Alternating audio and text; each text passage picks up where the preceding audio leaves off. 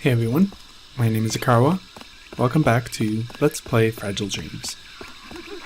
And today we are going to continue exploring the hotel. We cleared the first floor last week, so this week we will start on floor 2 and 3. Don't come this way.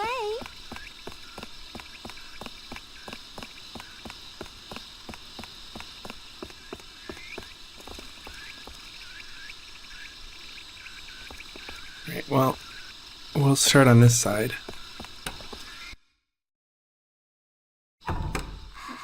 And already we've got more ghosts to deal with.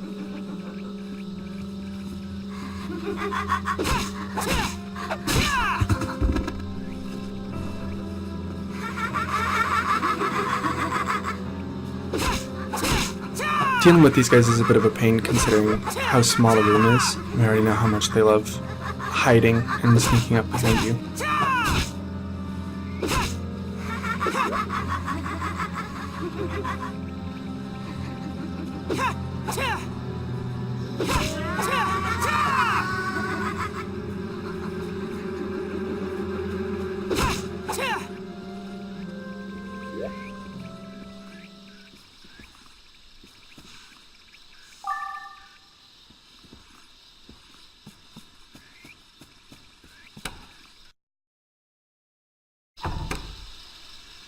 Better be careful.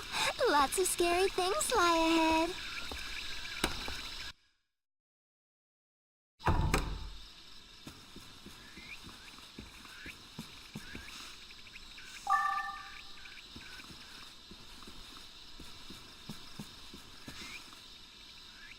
Just trying to see if we could see the actual areas we were walking through the window.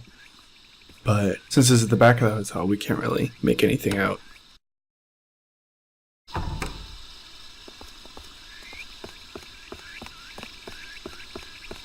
You might never leave again.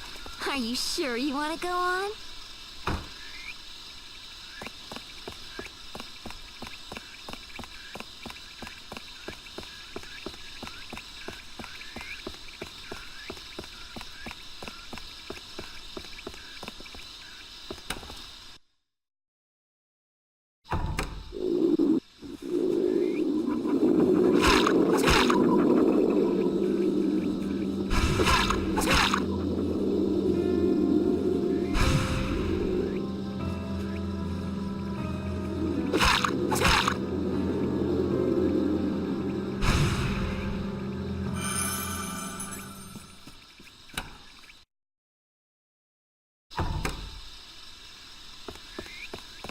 If anything happens, there's nobody to save you.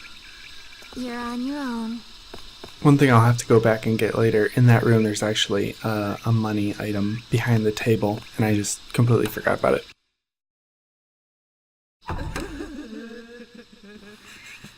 This is a new enemy type. They are known as Crying Woman, for obvious reasons. They show up, they kind of hang out there, and then when you get close to them, they try to body slam you. The only time that you can hit them is they'll crouch down and an eye on their back will open up. And if you can get a 3-hit combo in time, you can take them out.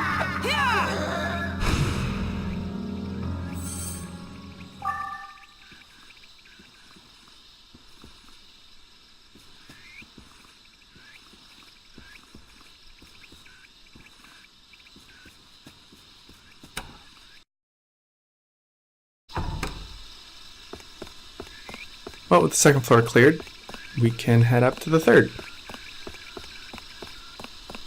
Listen to me. It gets dangerous in here.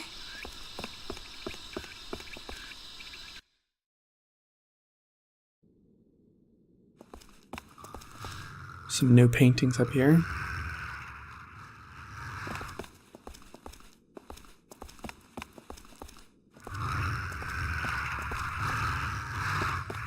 And we've got a third level dog to deal with, but at this point, they're pretty easy.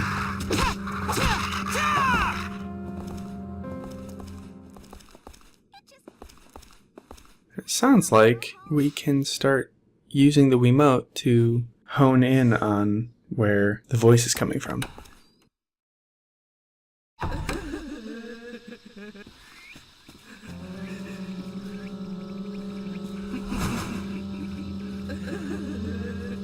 We've got another crying woman in this room, and it's a very cramped room, so it's difficult to dodge around her body slams, but we got lucky. Got an item here that she dropped, another item back here around the corner.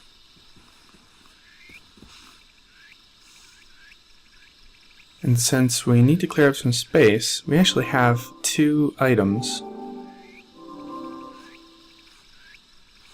The strange red drink increases your damage by 5 for each one you've consumed.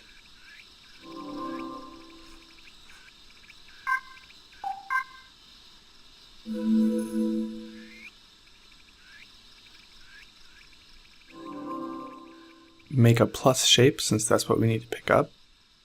That won't work, but that will.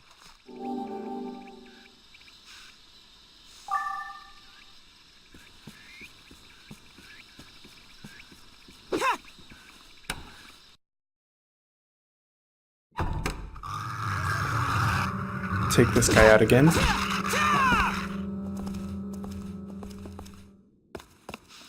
So that'll be the next room, but our inventory's full. Better leave now. This is no place for a kid like you. We can use this bonfire here to clear out our inventory.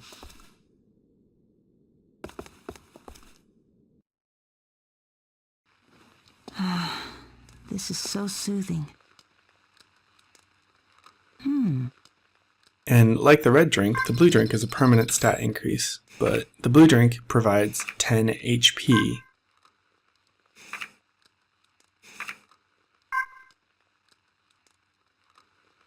Where did you come from? Where are you going? I'm sure you come from someplace I don't know. Going someplace I can't follow. When I was 12, I came down with a terrible fever that attacked my nervous system. I survived somehow, but lost the use of my legs. Before I was paralyzed, I'd always dreamed of becoming a prima ballerina. I loved dancing before an audience and basking in their praise. My parents would tell me my smile lit up the room, kindling the fire of pride that burned so bright in my young heart. I can't look back on this time in my life without bringing up Mal. Mal was a neighborhood boy and my best playmate. We shared our dreams, so full of hope for what the future held. Mal aspired to become a botanist. Do you know what genes are? They're what determine the color of flowers in the nucleus of their cells. I'm going to study genetics and engineer a flower with a color like the world's never seen before. I drew a picture that combined both of our dreams. It showed me as a beautiful woman dancing in the middle of a field of mouse flowers. His creations looked like bellflowers that were snow white by day and that glowed blue at night. I called them lantern blossoms. When the stars came out, they would light up, making the field a stage all my own. A flower that changes color depending on the time of day?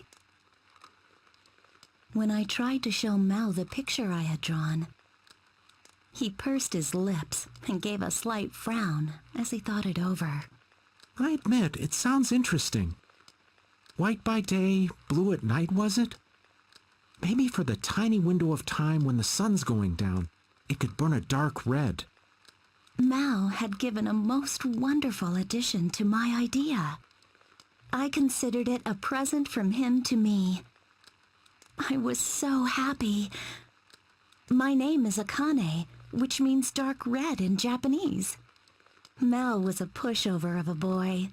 He was the butt of the other kids' jokes and victim to their pranks. They'd toss his glasses in the garbage. or hide them in the blackboard erasers.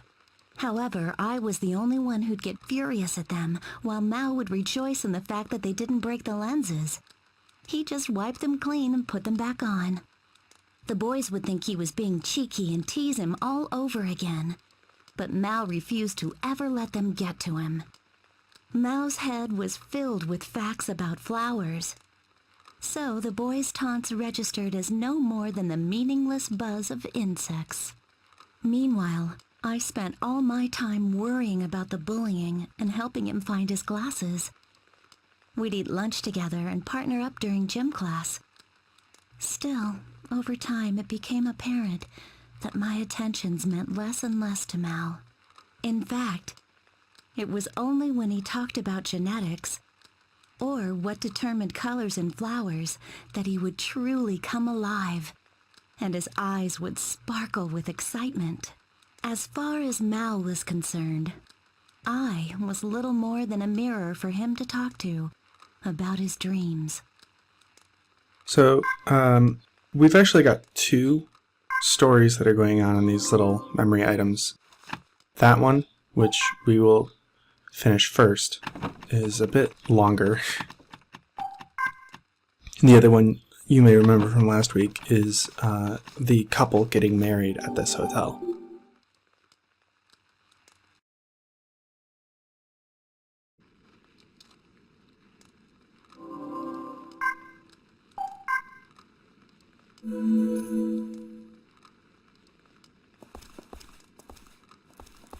Now that we've finally cleared out our inventory, we can resume checking out the 3rd floor. I'm just going to ignore that guy for now.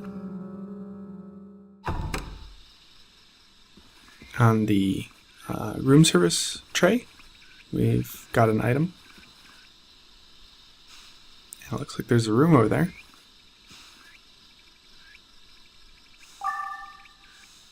Another stranger drink. That brings our total up to 3.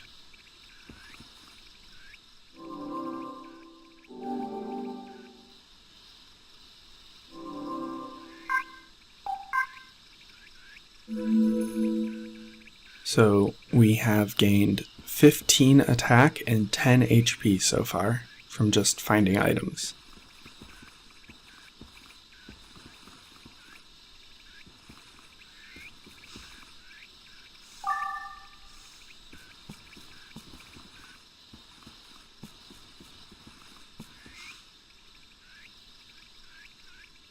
Doesn't look like there's anything else to do in here.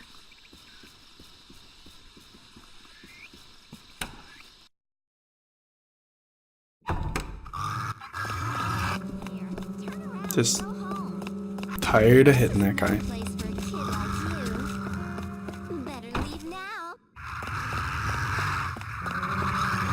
Got another one here.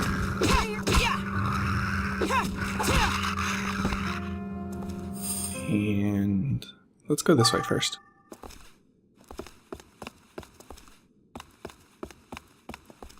So that sign says exit, which means we don't want to go through it yet. We've got this room to check out. It looks like a linen room for the hotel. And in the back corner, we've got another item.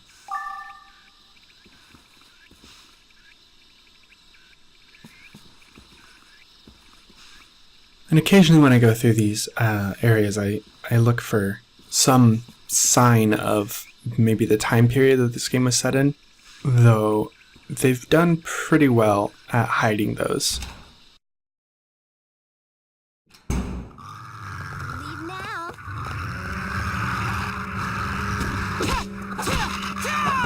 I think in a later video I'm actually going to discuss the theories that I have for this setting. I said go home. Get it through your... Please, don't go any further. It's really dangerous. Who is that? Where are you?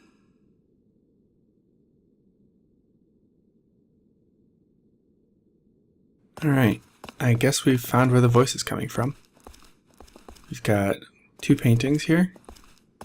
This one we have seen a couple of times, I think. This one is kind of weird and out of place. It's just a person running into the distance on a red background. Doesn't really seem to fit with the rest of the stuff in this hotel. But let's keep going.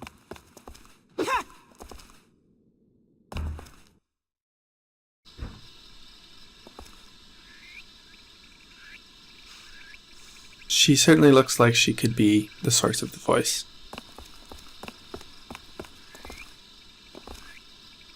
Don't say I didn't warn you.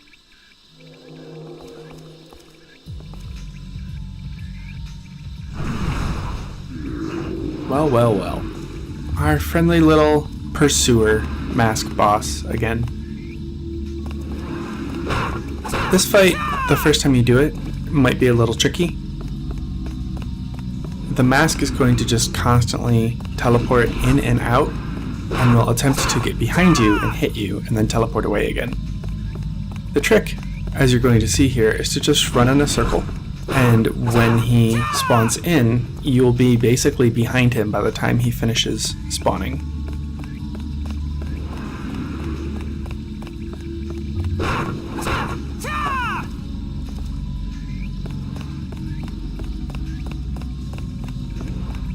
As he gets lower on health, he will start to teleport in and then try to fake you out and teleport out again real quick and then teleport behind you again.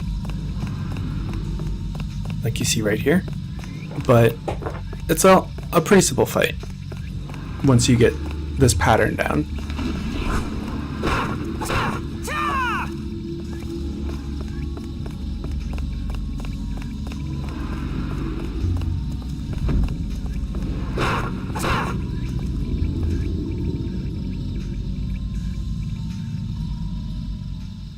Unfortunately, our weapon broke in the process of taking him out, but he did drop something. Oh, there's a key here. And it is a key to the room that we couldn't get through earlier because it was locked. The third floor locked room, not the second. Real quick, looking around to make sure that we haven't missed any items here in the corners. There is one, I think. Oh, there it is. I can see it under the table there.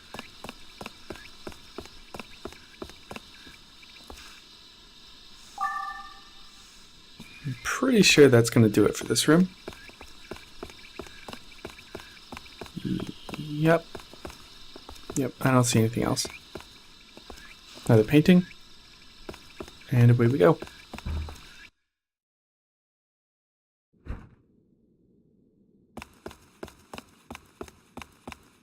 The funny thing about these dogs is their AI makes it so that if you hit them once, they loop back to trying to jump away from you. So a broken weapon doesn't really impact your ability to take them out. That's not the door we want. And that's the exit, so we gotta go this way.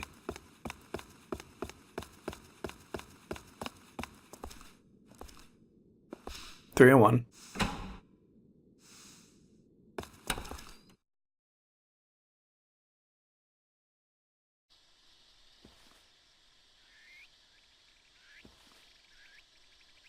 I thought I told you not to come in.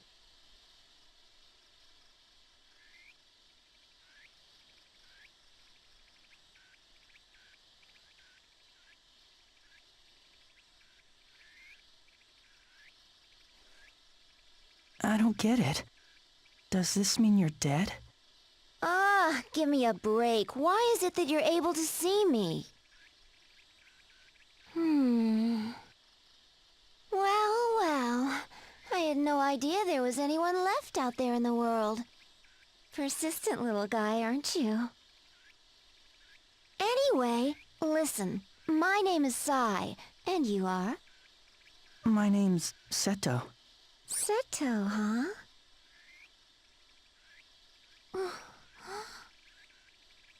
Where'd you get that? Well, Grandpa gave it to me. Your grandfather? So he survived? How strange. But I guess if he's already an old man now, a lot of time must have passed. Tell me, how's the old man doing? Still active? He's passed away. Oh. Hey! What do you think you're doing? Don't worry, I was just trying to do you a favor. Your body looks so cold.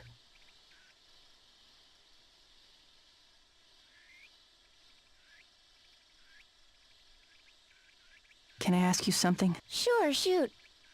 You see, I'm looking for this girl I saw with silver hair. Have you seen her? Don't ask me. You want a girl? Find her for yourself. You're a guy, aren't you?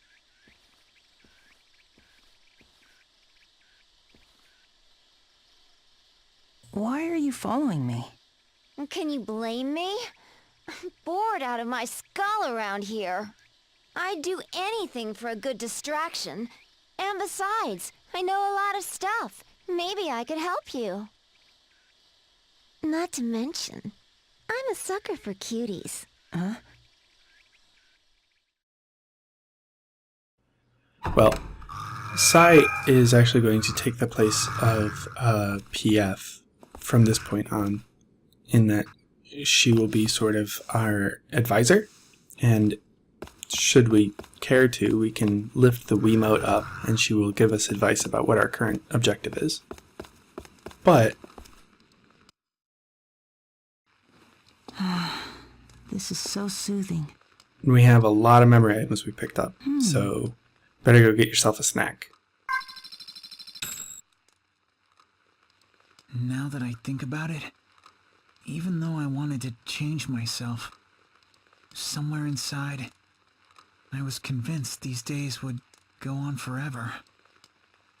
Now my time's up. What can I possibly do with so little time left? For now, though, I guess I'll apologize to my boss.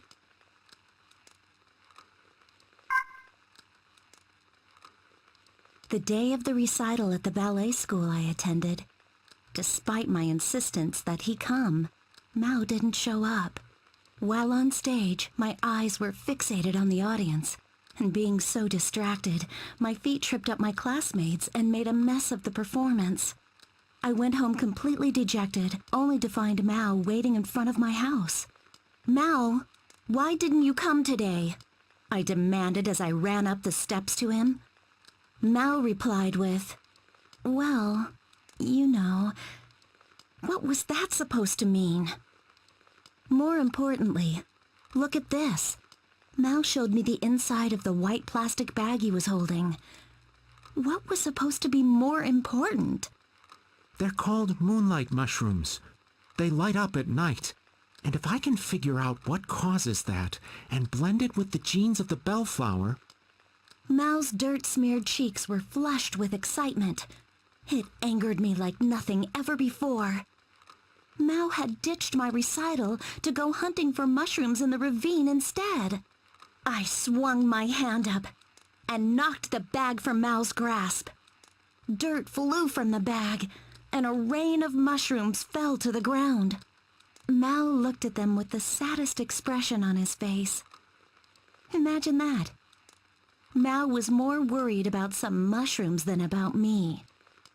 He could marry them for all I cared. You look like an idiot obsessing over some pathetic mushrooms. I'm just a waste of your precious time, aren't I?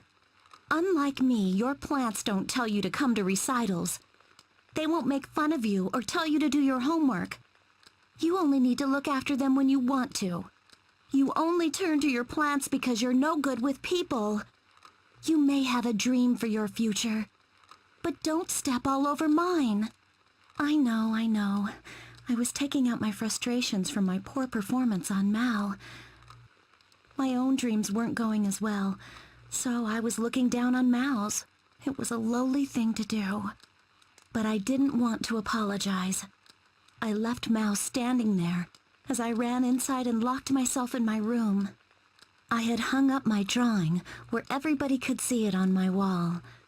The one of me as an adult, dancing in the field of lantern blossoms. That drawing of Mao's in my dreams coming to reality was a treasure to me.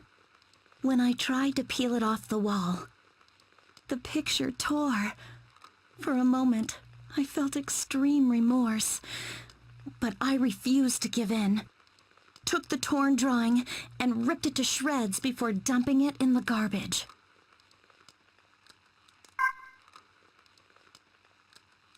I was hit with the fever the night that Mao and I had our fight. I remember bits and pieces of the dream that flooded my mind, but in the corner of every dream was the same image. It was the drawing that I had ripped to shreds. My legs in the drawing were cut off right at the ankle. In a sense, I was dancing legless. Soon the dream became reality. Though the fever subsided, my legs remained paralyzed. I couldn't walk, let alone dance, ever again. I spent weeks mourning in my room. Mao came again and again to check on me, but I refused to see him. Eventually, he stopped coming at all. After a short time, I went back to school bound to a wheelchair. My line of sight was so low to the ground, it felt like I'd reverted back to a little kid. Everything I saw looked different from before. The school buildings were like gray giants that threatened to crush me. My friends were kind to me, but it felt like they were all looking down on me and sneering. I rarely lifted my head anymore. Even when I ran into Mao at school, I didn't make eye contact with him. My sickness robbed me of everything. My dream of becoming a ballerina, my smile that people used to say brightened the room, even Mao. Even though I was stuck in that wheelchair, I attended school like everyone else. With my unyielding nature, I strived hard in my studies, ate my meals with gusto, and led in my student council duties. Finally, my old smile returned, and I found a new dream. I decided I'd aim to be a world-class sports photographer. Figuring that my wheelchair couldn't stop me from taking photos, my father had bought me a camera. Of all the things I lost with my sickness, there was only one thing I couldn't get back. After that day, Mao and I remained strangers.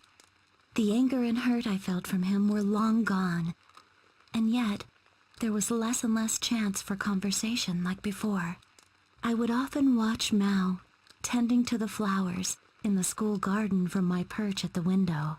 After all this time, it was only now that I truly understood him. It's odd how rather than when we were close, it was by watching him from afar like this that I came to know him better. Plants are far more delicate than I used to think. If you're the least bit irresponsible and neglect their care even a little, they take a quick turn for the worse. And because they can't speak for themselves, you have to sit for hours to watch and read what they need. Do they have enough water? Good fertilizer? Any signs of sickness? Are they thriving? Mao was ever patient as he looked after his plants. If there was a sickly-looking sprout, he'd change its soil, set a splint for it, and even stay late into the night to watch over it. He'd crouch in front of the flowers that had been trampled on by thoughtless students and mull over them for hours. While the other students were laughing it up and having a good time, only Mao would have his ear tilted to the silent voices of the flowers that nobody cared to listen to. Well, that's an awful lot of memory items out of the way. Though in the next couple episodes we will have even more, if you can believe that. We need to swap out our broken weapon with a working one, so I guess we'll go back to the bamboo sword for now. And we don't need that key anymore.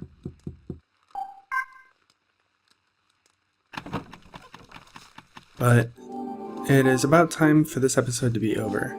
So I guess continuing on in the hotel is going to have to wait until next week.